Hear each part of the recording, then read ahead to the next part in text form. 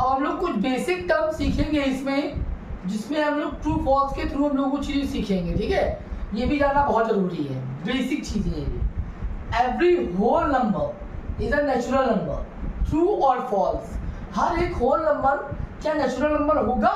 तो यहाँ पर देखो, होल नंबर किससे स्टार्ट होता है? 0 1 2 3 4 से, 0 से स्टार्ट होता है ना होल नंबर। और नेचुरल नंबर किससे स्टार्ट होता है? 1 2 3 4 से। तो बोल रहा है क्या हर एक होल नंबर नेचुरल नंबर हो सकता है? कैसे हो सकता है? नेचुरल नंबर तो हमारा 1 से स्टार्ट होता है ना, और होल नंबर में 0 से स्टार्ट होता है, तो ये नहीं हो सकता है ना। तो ये क्या होगा? ये फॉल्स होगा। क्या होगा? ये फॉल्स, क्योंकि हर एक होल नंबर नेचुरल नंबर नहीं हो सकता। क्यों? क्योंकि इसमें 0 आ रहा है, इसमें 0 तो नहीं आ रहा है ना। ठीक है, अब नेक्स्ट देखते हैं। Every integer is are rational number. Integer क्या होता है? इंटीजर हमारे क्या है? जो जिसमें नेगेटिव, 0 और पॉजिटिव तीनों आए, जैसे कि -2 डैश डैश, -2 -1 0 1 2 डैश डैश, ये हो गए हमारे इंटीजर।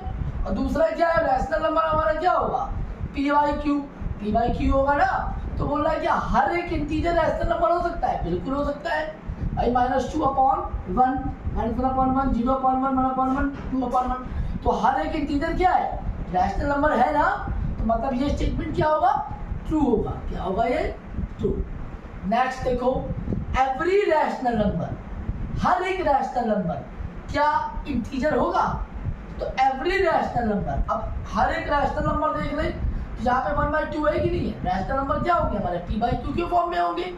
तो क्या हर एक रैशनल नंबर हमारा जो होगा क्या वो इंटीजर होगा?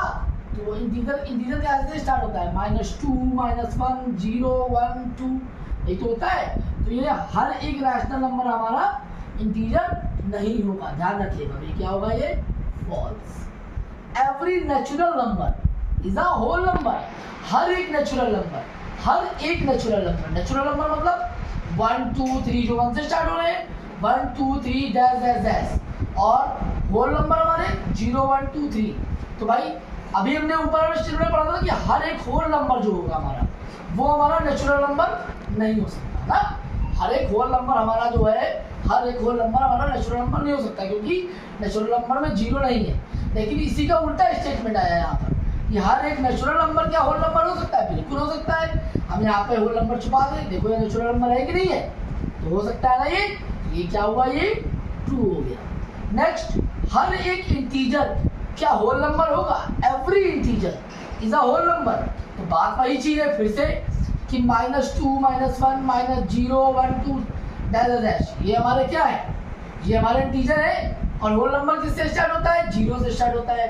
0 से पहले वाले नेगेटिव इंटीजर इसमें नहीं आते ना। तो क्या ये स्टेटमेंट ट्रू होगी या फॉल्स होगी? फॉल्स होगी भैया। क्यों? क्योंकि हर एक इंटीजर में होल नंबर नहीं आते ना। होल नंबर तो हमारे 0 से स्टार्ट हो रहे हैं, ठीक है। तो ये स्टेटमेंट क्या होगी? फॉल्स। फिर every rational number is a whole number. जाहिर सी बात है नहीं होगा, क्योंकि सभी जितने भी रैशनल नंबर होते हैं, कोई भी एक ले लो, 1/2 ले लिया मैंने, 1/2 एक रैशनल नंबर है, तो क्या ये हमारा होल नंबर में आएगा? कहाँ आ रहा है? होल नंबर थोड़ा ना होता है ये 1/2, नहीं होता है ना। तो 1/2 is not a whole number. ये हमारे क्या होंगे? ये स्टेटमेंट हमारा क्या होगा? फॉल्स होगा। ठीक है, क्लियर हो गया? ठीक है, देखो आगे हम लोग जो है क्वेश्चन देखते हैं। Find the decimal expansion of 1/7। Decimal expansion हमें करना है 1/7 का। फिर कह रहा है कि कैन यू प्रेडिक्ट, क्या आप बता सकते हैं डेसिमल एक्सपेंशन 4/7 का बिना लॉन्ग डिवीजन से? मतलब आप डायरेक्ट इसको डिवाइड नहीं करना है, इसका डेसिमल एक्सपेंशन डिवाइड के थ्रू नहीं निकालना है। तो इसका आंसर आपको ऐसे ही बताना है बिना कैलकुलेशन के, और इसका हमें लॉन्ग डिवीजन, इसका हमें डेसिमल एक्सपेंशन करना है। देखो बेटा, पहले हम 1/7 का डेसिमल एक्सपेंशन करते हैं, ठीक है। अब 1/7 का करना है हमें, तो हम क्या करेंगे? डिवाइड करेंगे। यहाँ कैसे करेंगे? यहाँ 1 लिख लेंगे, यहाँ 7। भाई छोटा है ना हमारा यार, तो हम लोग क्या करेंगे? डेसिमल लगाएंगे, 0 बढ़ाएंगे, ठीक है। 7 1 जा 7, कितना आया? 3, फिर 0 बढ़ाया, 7 4 जा 28, फिर कितना आया? 2, फिर 7 2 जा 40, फिर कितना आया? 6, 7 8 जा 56, यहाँ कितना आया? 4, 40, 7 5 दा 35, 5 50 हो गया, 7 7 दा 49, then 1, 7 1 दा 7, 3, 7 4 दा 28, कितना आया 2, 7 2 दा 14, कितना आया 6, फिर 7 8 जा 56, 4, 7 5 दा 35, यहाँ पे कितना आया बेटा 5। देखो एक चीज देख रहे हो 1 4 2 8 5 7, फिर यहाँ पर क्या हो रहा है 1 4 2 8 5 देन 7, और इस तरह से ये बढ़ता जाएगा। मतलब यहाँ से ये पूरी डिजिट रिपीट हो रही है। जब रिपीट होना शुरू हो जाए तो बताया था मैंने आपको कि जब भी डिजिट रिपीट होगी उस डिजिट के ऊपर हम पार लगा देंगे। यहाँ पे कितना आ गया इसका एक्सपेंशन 0.142857, और इस पूरे के ऊपर सबके ऊपर बार लगाएंगे क्योंकि सारी डिजिट रिपीट हो रही है इसमें।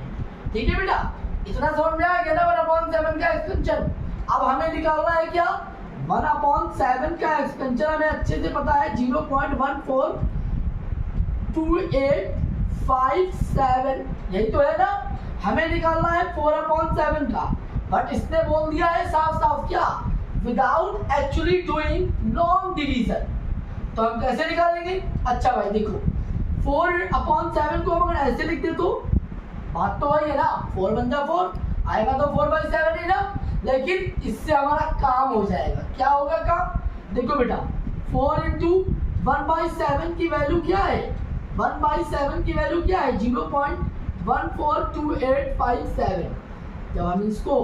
जब हम इसको समझेगा, जब हम इसको मल्टीप्लाई करेंगे 4 7 जा 28, 2 बचा 4 5 जा 20, 20 + 2 22, फिर 2 बचा 4 8 जा 32, 32 + 2 कितना हुआ 34, 3 4 2 जा 8, 8 + 3 11, कितना आया 1, 4 4 जा 16, 16 + 1 7, 17 हुआ ना। फिर यहाँ पे 1, 4 1 जा 4, 4 1 5, यहाँ पर लगा दिया डेसिमल और इसके ऊपर लगा दिया क्या बार, कितना आया 0.571428। ठीक है, तो ये था हमारा इसका आंसर।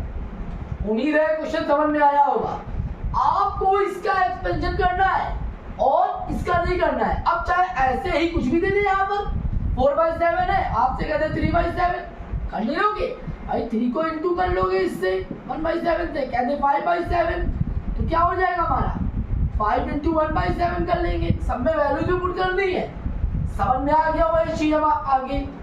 अब ठीक है, अब हम लोग आगे बात करते हैं